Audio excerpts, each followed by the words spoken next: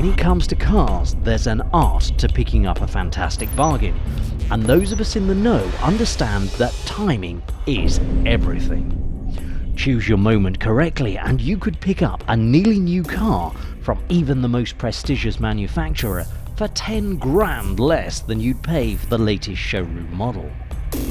And the biggest secret is waiting for the facelift. The latest Lexus GS 300h F Sport will set you back just shy of £41,000, but this 12-month-old car could be yours for less than 30.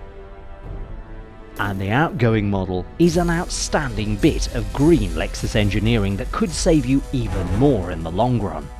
Its hybrid propulsion system took this car into new car tax territory, with CO2 emissions of just 109 grams per kilogram.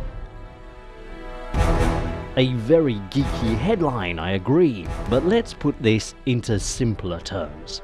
This is an executive car that behaves like a super mini, or a cat that eats like a mouse.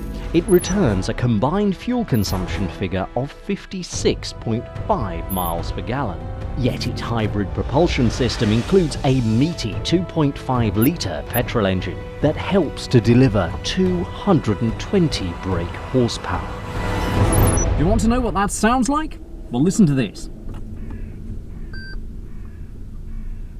That's it. I'm not kidding, I'm not joking. It's running. And I know it's running because there's a big green light that says "Ready" on the dashboard.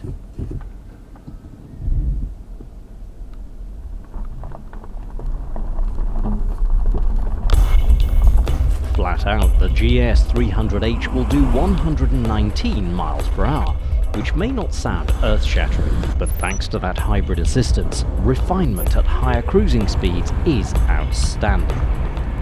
And at low speeds it's as quiet as a mouse, sneaking past a cat in a library.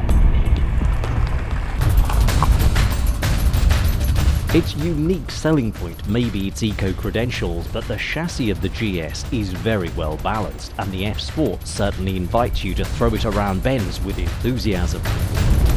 Body roll is well damped and it has sharp steering with good balance. And then there's the ride. I am seriously impressed. In my book, it's the perfect balance for this sort of car. It's firm enough to feel sporty, but forgiving enough to live up to that luxury Lexus reputation. So around town it delivers the fuel economy of a 1.3. On the motorway it's a really stately, laid-back cruiser. And when you bury your boot into the boards in sport mode, well, it behaves pretty well there too. Not bad. Not bad.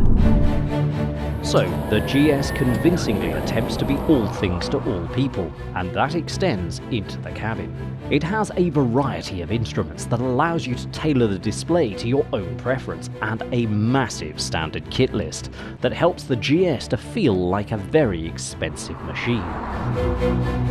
Unfortunately, it's fitted with Lexus's remote touch interface, which is basically a really rather fiddly square mouse down here that is a real distraction to try and operate while you're on the move.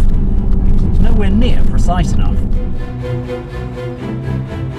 On the upside, it does have heated and ventilated sports seats, a fantastically Sci-Fi Sat-Nav system, and a beautiful brushed metal effect down here.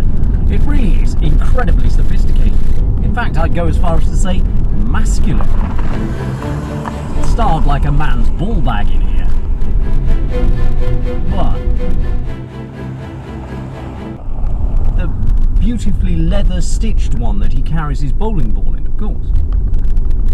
Not my fault you've got a dirty mind. In my opinion, the 300h puts its more expensive Audi A6 hybrid competitor in the shade, and it delivers more power than its greatest threat, the BMW 518D. In basic SE trim, it's cheaper too, which makes it a very tempting company car. But that hybrid system is not without its faults. All that noise and palaver and a very gradual build-up of power, because of course the car's wheels aren't directly connected to that engine. With a big big exec like this, you expect the revs to rise in conjunction with the speed, but it's kind of out of sync because of being a hybrid, and therefore it just somehow feels odd. Of course, you might like the Prius style of power delivery. Some people do. The same people who, in my experience, like the colour brown and enjoy wearing sandals to the office.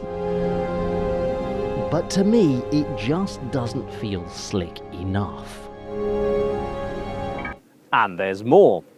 Rear seat passengers don't get as much space as they would in most of its rivals. It kicks up a bit too much road noise on coarse surfaces. And then there's the hybrid batteries. These have played absolute havoc with the boot space because that is now small, short, and an awkward shape. But if I'm honest, I'd take style over functionality any day, and the GS ticks many of the right boxes. You get silky smooth power delivery, a stately ride on the motorway, muscly executive styling, impressive fuel economy, legendary reliability, and Lexus status. But at the end of the day, what it really boils down to is this.